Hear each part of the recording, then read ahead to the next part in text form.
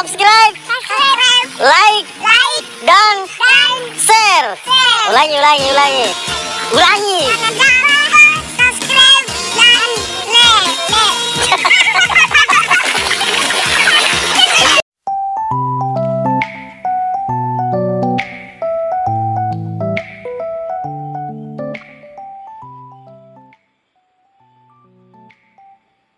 Ya halo, assalamualaikum warahmatullahi wabarakatuh. Alhamdulillahirrabbilalamin. Kembali dan lagi kita bersyukur kepada Allah subhanahu wa ta'ala atas segala nikmat yang Allah berikan kepada kita semua, atas segala kasih sayang Allah subhanahu wa ta'ala kepada kita semua. Dan bersalawat kepada baginda Rasulullah sallallahu alaihi wasallam, karena perjuangan beliaulah sehingga kita bisa mengenal Islam hingga saat ini. Sahabatku yang dirahmati Allah subhanahu wa ta'ala, di depan kita ini kita menyaksikan alpukat yang berbunga sangat-sangat lebat, ya, sangat-sangat banyak sekali teman-teman.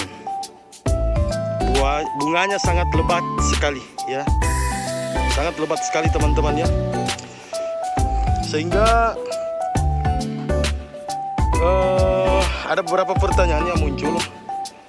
Kira-kira bagaimana bang kalau ada bunga alpukat yang awal mula seperti ini tapi pohonnya masih kecil? Sebenarnya ini tidak kecil teman-teman, ya.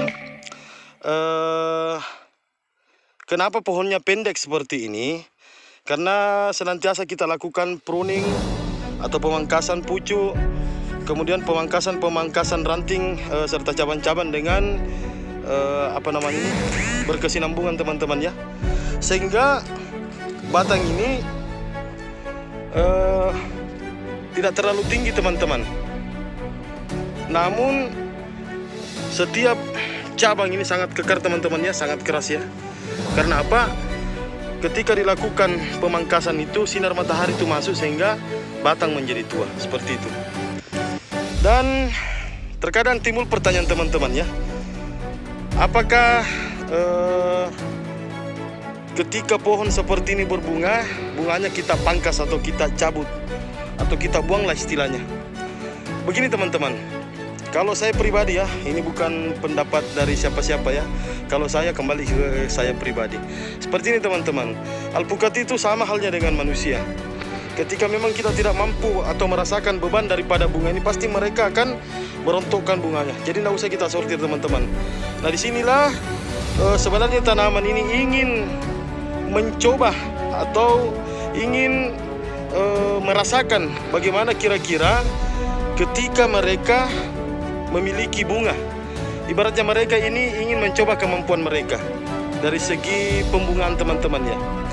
Dan hal ini teman-teman, ketika pohon alpukat ini mampu kiranya bunga ini tidak menjadi beban nanti untuk menjadi bunga, pasti mereka mempertahankan bunga tersebut ini teman-teman. Jadi menurut saya tidak usah disortir lagi, ya. Ini ada beberapa pohon teman-teman, saya biarkan tidak saya sortir, tidak saya pangkas bunganya dengan bunga yang begitu sangat banyak teman-teman, ya. Karena apa? Di sini proses pembelajaran untuk tanaman kita, ya. Ini proses pembelajaran untuk tanaman kita karena ini awal mereka untuk berbunga.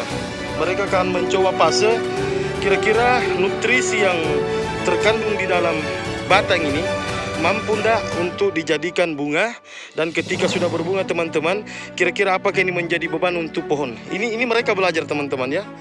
Jadi tidak usah dipangkas. Karena apa? Ketika kalian pangkas seperti ini bisa menjadikan itu tanaman menjadi stres dan bisa jadi berhenti untuk berbunga teman-teman.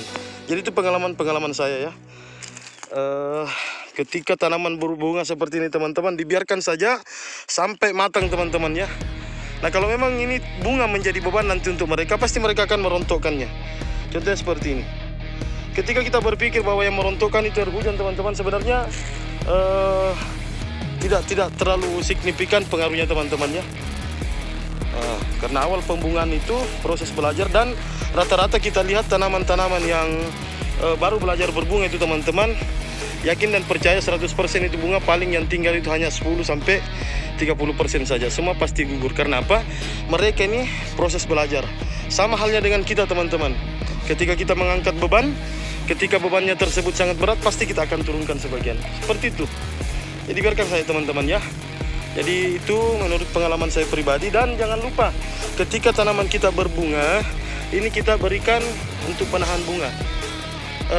Kebetulan di tempat saya ini belum ada kalsium, jadi saya pakai TSP saja teman-teman ya. Fosfat untuk pengisian dan penahan bunga ya. Saya pakai fosfat saja teman-teman ya.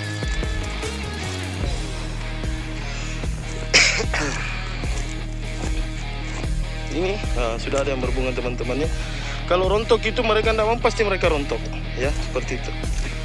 Namun dalam hal ini teman-teman, bisa kita berikan nutrisi juga kepada mereka dengan menaburkan berupa fosfat ya.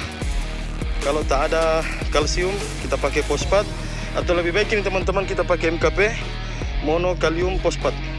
Kapan waktunya? Sebenarnya kita berikan fosfat itu teman-teman ketika bunga tersebut sudah bermekaran atau bunga-bunga tersebut sudah mekar.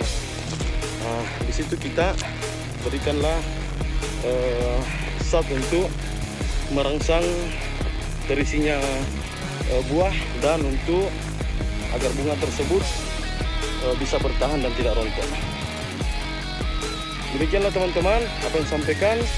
Mudah-mudahan ada manfaatnya untuk kita semua. Senantiasa dekatkan diri kepada Allah Subhanahu wa taala, perbanyak ibadah, dan jangan lupa untuk bersyukur selalu kepada Allah Subhanahu wa taala. Demikianlah, assalamualaikum warahmatullahi wabarakatuh.